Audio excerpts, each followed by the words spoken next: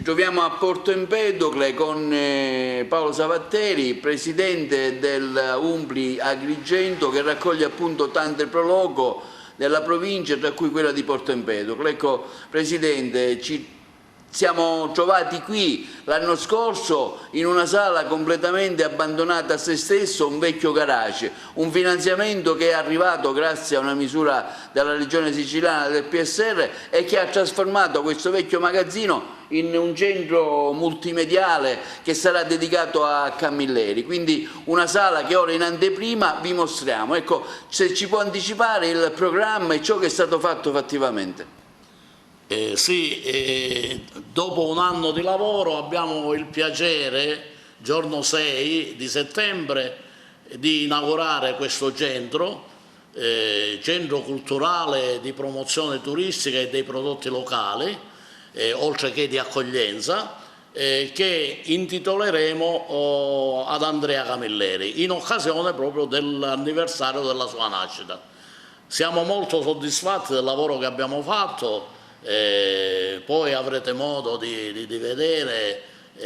quello che abbiamo realizzato, una struttura che a Porto Empedocle mancava, una struttura che ha una sala da 60 posti con tutte le attrezzature tecnologiche che consentiranno di realizzare all'interno convegni, presentazioni di libri, attività culturali che si realizzerà anche nella parte esterna, nella piazzetta vecchia,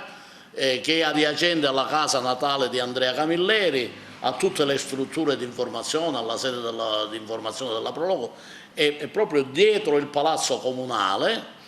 che verrà in seguito dal Comune ristrutturata e adibita a luogo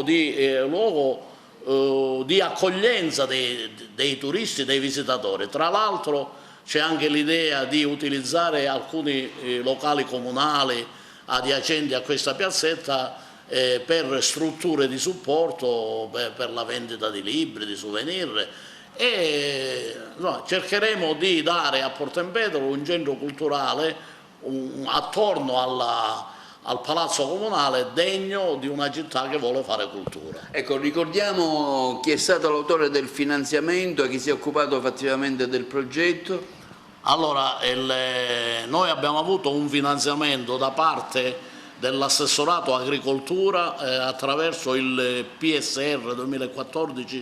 2014-2020, la misura 7 e la sottomisura 7.5. Abbiamo partecipato come Umbli, voi sapete l'Umbli è l'Unione Nazionale delle Proloco d'Italia, abbiamo partecipato come comitati provinciali e devo dire siamo molto soddisfatti perché ci siamo classificati al primo posto col massimo dei punteggi, sia il comitato provinciale Umbli Agrigento ma anche quello di Caltanissetta, quello di Enna, quello di Catania e quello di Palermo. Tra l'altro oltre al centro, il progetto coinvolge, per quanto riguarda la nostra provincia, 12 proloco che sono state dotate di attrezzatura all'avanguardia, hanno rinnovato tutto l'arredo e quindi faranno parte di itinerari turistici che individueremo. Già in progetto l'abbiamo fatto, ma li faremo poi